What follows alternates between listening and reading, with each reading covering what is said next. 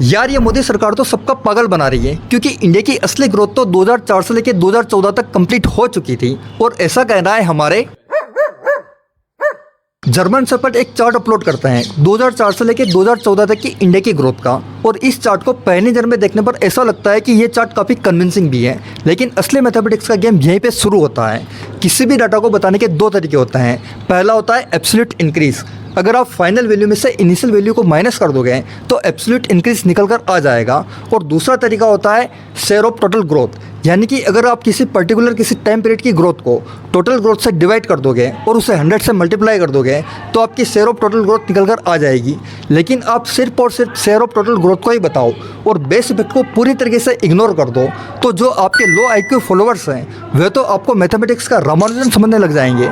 इसको एक छोटे से एग्जाम्पल से समझते हैं। 2014 में इंडिया के इंटरनेट यूजर्स थे 250 मिलियन और 2025 तक इंटरनेट यूजर्स हो जाते हैं 1.1 बिलियन। अगर इसका आप एब्सोल्यूट इंक्रीज निकालोगे तो वह निकल कर आएगा 850 मिलियन, जो कि एक काफ़ी बड़ा नंबर होता है। वहीं पर अगर आप दूसरा मैथमेटिक्स का फॉर्मूला लगा दो और 2004 से 2014 का ग्रोथ और टोटल ग्रोथ को वहाँ पर डिवाइड कर दो और 100 से मल्टीप्लाई कर दो, तो जो परसेंटेज की वैल्यू निकल कर आएगी वो कम्प्लीटली डिफरेंट आएगी।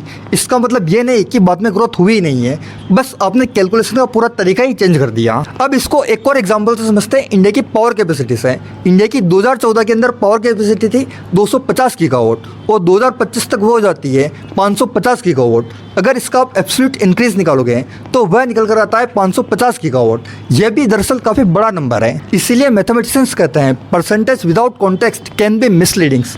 इसलिए किसी भी पॉलिटिकल चार्ट को देखने से पहले आप तुरंत कंक्लूजन के ऊपर मत पहुंचिए।